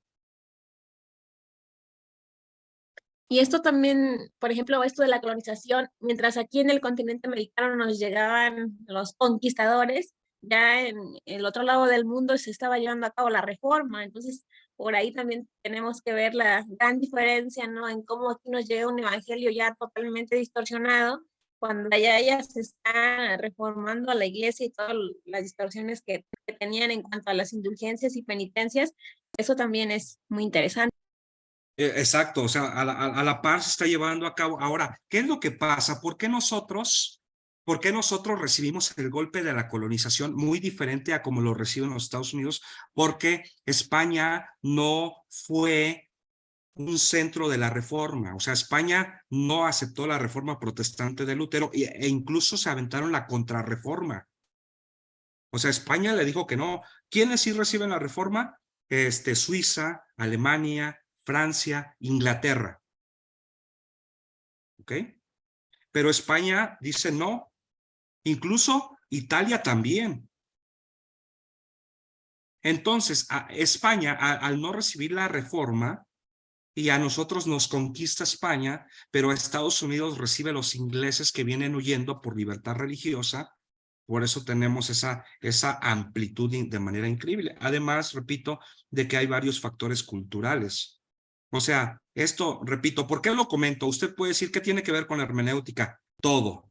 Porque debo de saber dónde vivo. O sea, si de repente a mi iglesia llega un historiador ateo, o sea, yo puedo decirle, en algún momento me invitaron a dar una ponencia a la universidad, al Politécnico, y yo estaba bien sacado de onda porque estaba entre puro escritor, puro maestro, puro doctor, y yo estaba apenas en el seminario teológico, yo era un estudiante todavía, y me invitan a dar una exposición de la línea histórica. Yo había escrito una monografía de la línea histórica del protestantismo. Alguien la leyó, me invitan a dar como la postura y algunos maestros postulando sus nuevos libros. De hecho, uno de ellos, mi amigo, se me fue, Tonatiu, que es un escritor. Él estaba en ese momento presentando su libro que se llama El Mal, que de hecho me lo regaló. Él en su momento era un ateo. Y bueno, fue interesante porque cuando yo doy la línea histórica, pues todos así como que este cuate, ¿quién es, no? Entonces yo estoy dando la línea histórica y Dios me lleva a dar un poco de mi testimonio. Y de repente varios terminaron llorando, varios de los maestros, incluyendo a mi amigo Tonatiu, que en ese momento se convirtió en mi amigo. Yo empecé a evangelizarlo. Después de un tiempo, él empezó a asistir a una iglesia cristiana. Y esa visita que tuve a la sala del Politécnico, Dios me permitió ver que necesitamos gente preparada en esos niveles. Sí o sí, o sea, hay gente que necesita escuchar de Cristo, que es preparada, pero obviamente si nosotros no tenemos una preparación, no vamos a poder llegar a ellos. Porque o sea, el cristiano no tiene tema de conversación. O sea, al cristiano háblale de dogmas y de iglesia, y al cristiano háblale del cómo estuvo el culto, y te va a decir, y al cristiano háblale de que tiene que saltar en la reunión, pero no le hables de política y no le hables de química ni de física, porque el cristiano está perdido. Entonces, ese impulso, lo digo con mucho respeto.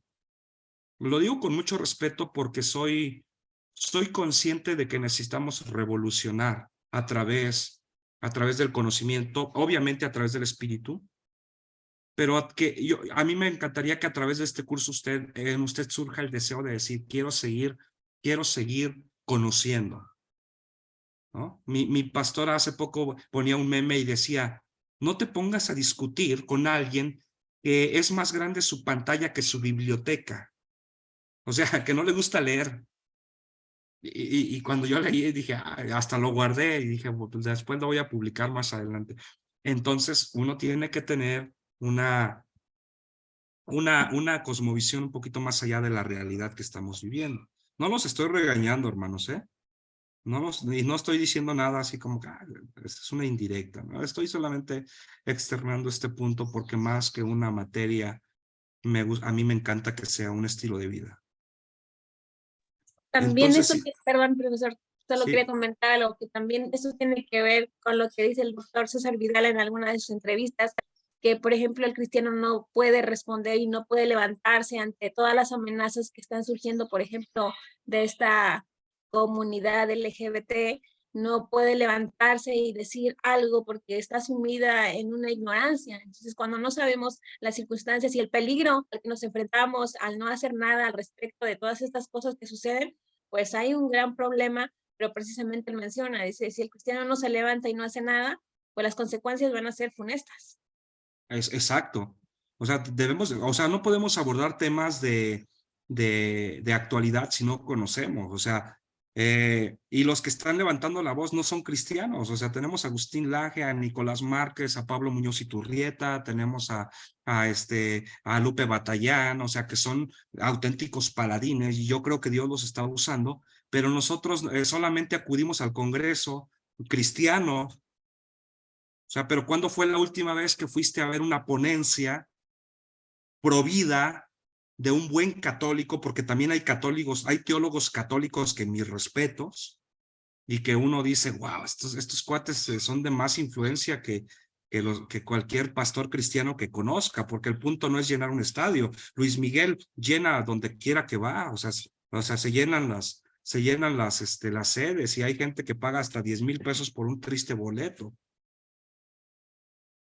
Entonces, en este punto decimos, bueno, ¿cómo me estoy preparando? O sea, me estoy encaminando al tema de la Agenda Global 2030, en relación aquí al aborto, en relación a la agenda LGBT, a la eutanasia. O sea, ¿sabían ustedes que se llevan a cabo más de 500,000 abortos anuales en los Estados Unidos?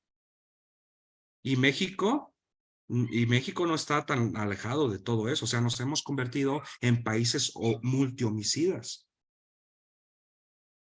Entonces, es importante porque vamos a ver esta parte, sigo proyectando, está interligado en esta parte del trasfondo histórico la interpretación, ¿ok? El método histórico gramatical es el único que podemos aceptar, decía Lutero y Calvino. Y aquí viene la tarea, hermanos. Aquí viene una pequeña tarea. ¿Han escuchado los rollos del Mar Muerto? Bueno, escribe un poco acerca de este acontecimiento. Que yo creo que sí.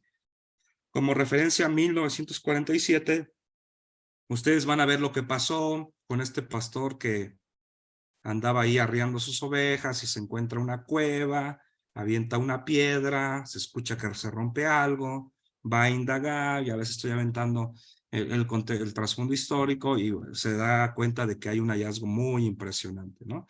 Que nos va a dar fiabilidad del Antiguo Testamento en relación a los libros, a los anales, a los escritos, los papiros y los rollos que fueron encontrados.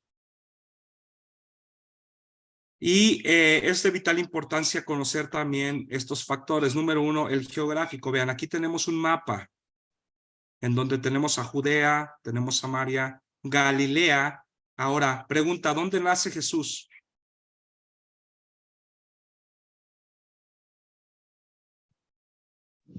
En Belén. ¿En Belén? Muy bien, nace en Belén, en la pequeña Belén Efrata, ¿no? En la ciudad de Efraín. Pero ¿por qué le llaman el Galileo? ¿Alguien sabe?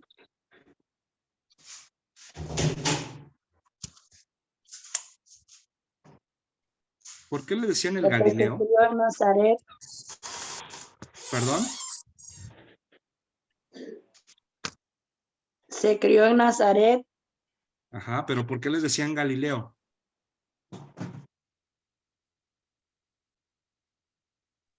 Ok, muy bien. Porque Nazaret está dentro del plano de Galilea. Y porque acuérdense que cuando él nace viene el empadronamiento y ellos tienen que huir porque Herodes mandó matar a los niños, entonces se bajan a Egipto, pero ya no regresan a Belén, sino que se van a Galilea, y Jesús crece en Galilea. Por eso le llamaban el Galileo o el Nazareno, que aquí está Nazaret. Y aquí tenemos el mar de Galilea. Ahora, un dato interesante es que Jesús siempre le gustó ejercer su ministerio en las ciudades.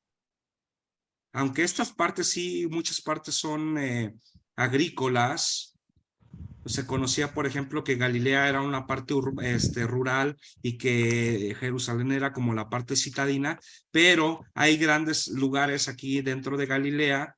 También tenemos Decápolis, que son 10 ciudades que están anexas del lado oeste, pero esta parte es muy importante en el ministerio de Jesús. Ahora, la orografía es interesante junto con la hidrografía, que nos habla acerca de la parte de los ríos. La climatología, la flora, la fauna del lugar correspondiente pueden ayudarnos a entender más claramente determinados pasajes. Considerada Palestina en su conjunto desde el punto de vista geográfico, se comprende que Dios la escogiera como el lugar en el que había de habitar su pueblo, por todo lo que comenté en torno a la media luna fértil. Entonces, hablamos de la constitución de una franja vital para la comunicación entre Europa, Asia y África. ¿Ok? Y aquí hay unos puntos interesantes que menciono. Por ejemplo, aquí tenemos la media luna fértil. Nos podría sorprender que las bendiciones y las maldiciones prescritas por Moisés hubieran sido leídas desde los montes Gerizim y el Ebal, ¿ok? Que están en Deuteronomio. Y viene una pregunta, ¿cómo podría ser inteligiblemente oídas por el pueblo si ninguno... Hay un micro prendido, ¿me ayudan por favor a apagarlo? Gracias. ¿Ok? Si no habría micrófonos, o sea, ¿cómo podía hablar Moisés a más de 2 millones de judíos por la parte del anfiteatro natural? No sé si se han preguntado eso. ¿Cómo Moisés podía comunicar una instrucción a más de 2 millones de judíos cuando salen de Egipto? Y ya cuando están en el transcurso de la tierra prometida, se duplican, ya no son 2 millones, ya son mucho más. Entonces, ¿cómo puedes dar una instrucción a más de 2 millones de personas? Bueno, estaba esta parte de los anfiteatros naturales, ¿ok? ¿En relación a qué? A la parte del eco natural, con propiedades acústicas.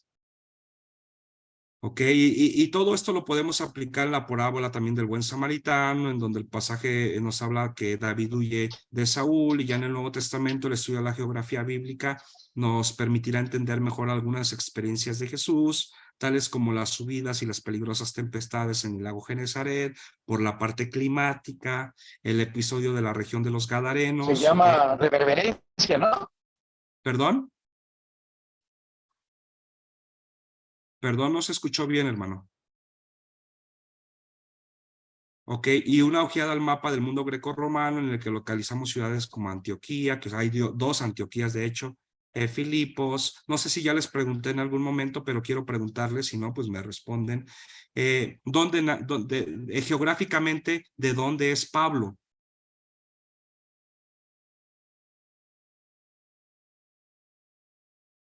¿Alguien sabe en el mapa dónde nació Pablo? ¿No? Bueno, ¿de qué ciudad era? Les doy una pista. Tarso, Saulo Tarso. de Tarso. Tarso. Ahora, de Tarso. En el mapa, ¿dónde queda Tarso? Se van a sorprender cuando yo les diga, pero Tarso está en Turquía. O sea, muy bien, ya por ahí pusieron Turquía. Pablo era turco, nació en Turquía. O sea, no es ni de Jerusalén ni de Nazaret. O sea, él es turco. Ok, ahora, es judío de sangre, pero nace en Turquía. Muy bien, Tarso, Turquía, muy bien. Y seguimos en esta parte, ya casi nos estamos terminando, ya vieron, la tarea va a estar muy sencilla. Voy a seguir compartiendo. Ok, entonces viene el momento histórico que ya hablamos un poquito, el dominio de romanos conquistan territorialmente, los griegos a través de la cultura y los judíos a través de la religión. Circunstancias generales que, bueno, ustedes pueden leerla. Tenemos las sectas que son los saduceos, fariseos, los celotes y los esenios, que en la parte de los esenios a través de la tarea se van a dar cuenta que los hallazgos del Qumran vienen de estos ascetas llamados los esenios. ¿Ok? Que ellos son los escribas en su momento, los que tienen esta dimensión de alejarse de la sociedad para poder agradar a Dios a través del mundo asceta, ¿ok? De estar flagelándose y agradar a Dios a través de las mandas, que actualmente se ve mucho en el contexto católico. Me voy de rodillas a la basílica, me voy de peregrinación. Bueno, los esenios fueron los primeros en implementar la vida monástica, por eso se van a la parte de las montañas del Qumran. Las circunstancias especiales también, que vemos que no todos los libros de la Biblia pueden ser atribuidos con certeza a un escritor determinado. Esto lo vemos a través de la alta crítica y a través de también algunos estudios inductivos, deductivos, del propio hallazgo interno y externo de la Biblia. La arqueología también. Por ejemplo, en la parte arqueológica vamos a ver que hay descubrimientos.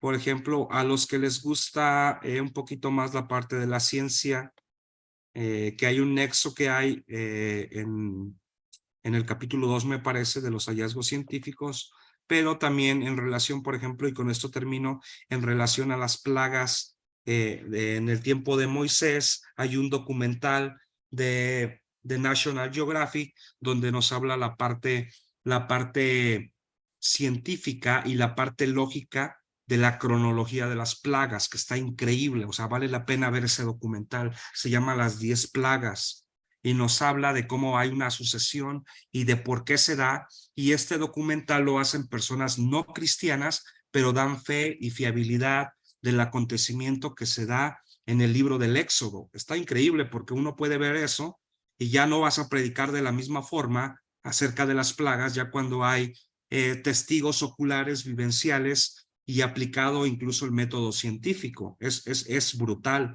lo que podemos ver en la parte del trasfondo histórico en este sentido. Me quedan 3 minutos. Aquí puse un nexo, hermanos, en torno a los periodos históricos de la Biblia, desde el periodo antidiluviano, el post-patriarcal, con referencia en tiempo, en personaje. Esto es muy importante. Aquí yo hago este nexo valiéndome de diferentes fuentes documentales, en donde ya lo plasmo de una manera muy visible, muy sencilla de identificar, y obviamente cuando vamos a predicar, ubicar de qué tiempo estamos hablando y qué eventos y lapso de tiempo han transcurrido. Ok, no lo voy a leer por tiempo, pero ustedes tienen ahí el manual. Ok, en la parte sinóptica vemos de los evangelios, pero comenté que iba a terminar con Moisés. Nos quedan 2 minutos, hermanos. Perdón por hablar tanto, pero ustedes tienen la culpa porque no me interrumpen y porque no participan, así que no sé si tengan alguna duda, pregunta, acotación o quieran comentar algo antes de terminar. Sí, profesor, yo sobre el trabajo del texto, que dice que tomemos un versículo y aplicarle, así como hicimos hace 8 días, ¿no? De que íbamos leyendo, por ejemplo, la palabra fe y lo que significaba en sus diferentes contextos, ¿no? ¿Algo parecido o no? No entendí muy bien esa parte. ¿A cuál, hermana? Al texto que tenemos que hacer para terminar o para como trabajo final de la materia. Ok. Muy bien. Le van a aplicar de una vez les comento aquí. Le van a aplicar, todavía les voy a dar unas 2, 3 semanitas con tiempo para que ustedes lo hagan, porque mañana terminamos en la materia, pero les voy a dar chance a todavía semana y media, ¿les parece? Para que hagan de hecho mañana yo les iba a decir todas como los requisitos, pero voy a seguir compartiendo. Lo que quiero que hagan es que apliquen el trasfondo histórico, el contexto cultural, el trasfondo histórico y las 8 interrogantes que tenemos aquí, que repito, más abajo en el manual doy como más referencia. Entonces la página, por ejemplo, la página 35 nos habla de las 8 interrogantes, o sea, le vamos a interrogar al texto. Les pido que sea del Nuevo Testamento, por favor. ¿Ok? Nuevo Testamento. Entonces, déjenme ver que aquí abajo doy un poquito más de luz en torno a esto, déjenme ver. Ok, acá está, miren. Las 8 interrogantes del trasfondo histórico. ¿Quién? O sea, personajes involucrados en el texto. Vamos a suponer, ¿no? Que escogen Gálatas. Entonces, cuando dice quién, bueno, pues está Pablo, están está Pedro también, que por ahí le da una cachetada a Pedro cuando está de intransigente tratando de evangelizar, pero también de judaizar, y Pablo le da un sentón ahí a Pedro. Entonces, involucrados los de Galacia, los Gálatas, que el tema central del versículo, capítulo o libro, cuando la fecha, ¿ok? En este caso, Gálatas me parece que se escribe por ahí del 55 más o menos. ¿Cuál? La situación sociopolítica. O sea, estamos hablando de que el contexto de Gálatas es que hay una religiosidad interna y externa muy severa, hay una parte de hermetismo religioso, la parte del tratar de judaizar, la parte política. Bueno, Pablo es la primera epístola que escribe, etc. ¿Dónde? Lugares de escritores y receptores, así como ubicaciones geográficas que participes en el texto. ¿Dónde estaba Pablo cuando escribió Gálatas? ¿Dónde está Galacia? Ok, dentro de la parte de Asia Menor, en Turquía, etc. Como descripción del tema central. Bueno, habla de la libertad que tenemos ahora en Cristo y habla de que no podemos meter herejías, ¿no? Pablo dice, quien llegue con otro evangelio, así sea un ángel o yo, sea anatema. ¿Por qué? Las razones por las cuales se escribió. ¿Por qué se escribe Gálatas? Bueno, porque está contrarrestando una herejía en torno a la parte de judaizar, ¿no? De poder meter más cargas de las que ya han sido puestas y que ahora el Cordero Perfecto fue sacrificado, por lo tanto ya no tenemos ni que circuncidarnos, ni que guardar el Shabbat, y por lo menos, y por lo mismo ya también podemos comer ya podemos comer puerquito. Gracias a Dios por ese sueño que tuvo Pedro. ¿Va a comentar algo, hermano? ¿O está manejando? Hermano Romel David. No, me equivoqué. Voy manejando de Mérida a Coatzacoalcos. Pues, bendiciones, hermano. Qué bueno. Vamos a estar en Coatza en 2 semanas. Igual, espero irse Gracias a Dios. Entonces, gracias, hermano. Entonces, esta parte de, ya se me pasó. De los Gálatas. El por qué se escribe, entonces todo va a girar en torno a ello. ¿Para qué? Soluciones teológicas que propone el texto, ¿no? Termina en el capítulo 6 diciendo, si encuentras a alguien que ha caído en pecado, tú que eres espiritual, restáurale en amor, lleven los unos las cargas de los otros. Entonces hay unas deducciones exegéticas que nos va a arrojar la epístola. Y tenemos que hacer esto. Entonces, vean, prácticamente le vamos a aplicar estas 8 interrogantes al texto. Ahí está la tarea. Bueno, más bien el trabajo final que vamos a hacer. Por lo menos, voy tantito, hermana Gabriela, por lo menos tienen que ser así, mínimo, y ya muy escueto, 2 cuartillas, pero así como, pero 2 cuartillas va a ser algo super light. O sea, en un estudio de esto, de manera personal, yo sí me aviento como unas 20 páginas. ¿Ok? Obviamente, pues van ustedes ir recolectando información. Les voy a aceptar de 2 en adelante. De 2 cuartillas en adelante, ¿vale? Ahora sí, perdón, hermana Gabriela, adelante. Más adelante está esta tarea en la página 44. ¿Se responderá aquí mismo en el folleto, en el manual o aparte, como está diciéndolo? No, solamente es aquí como una, de hecho en la página 44 es lo que hacemos a los Gálatas, pero lo hacemos aquí eso lo hacen conmigo. De hecho, lo acabo de hacer, si se dieron cuenta, lo acabo de hacer. De manera rápida. Es rápido, eso es un ejemplo. Eso es un ejemplo que hacemos, o sea, lo que yo dije, lo hacemos así de volada. Lo que ustedes van a hacer es un poquito más amplio. Es un poquito más amplio. Todo el libro de Gálatas o cualquier texto dijo que podíamos tomar. Pero del Nuevo Testamento. Ok. ¿Por qué del Nuevo? Porque lo que estamos viendo es interpretación, pero más del Nuevo. Si seguimos adelante y si siguen en la licenciatura, ahí ya lo que damos es exégesis del hebreo, o sea, del Antiguo Testamento, que es otro rollo, pero por eso tuvimos que dividirlo. Así que sí, en esta parte no hay mayor problema. Y aquí termina el capítulo, porque después sigue en esta parte del análisis,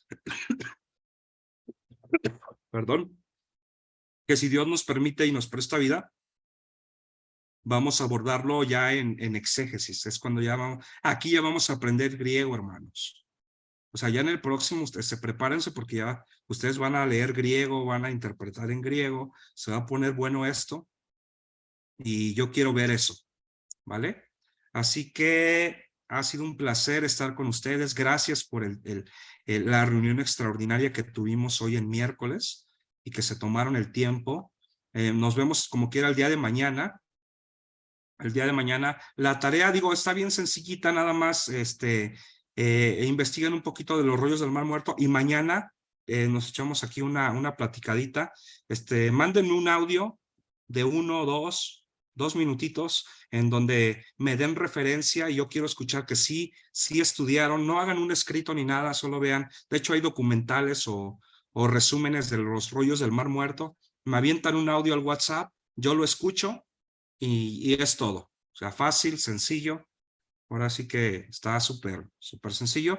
Y mañana cerramos materia, ¿vale? Hermanos, les mando un fuerte abrazo. Qué bendición haber estado con ustedes. Me emociona tanto el poder aprender junto con ustedes. Y así que les mando un saludo muy afectuoso, un abrazo muy fuerte. Y nos vemos mañana. Muchas gracias. Igualmente para usted.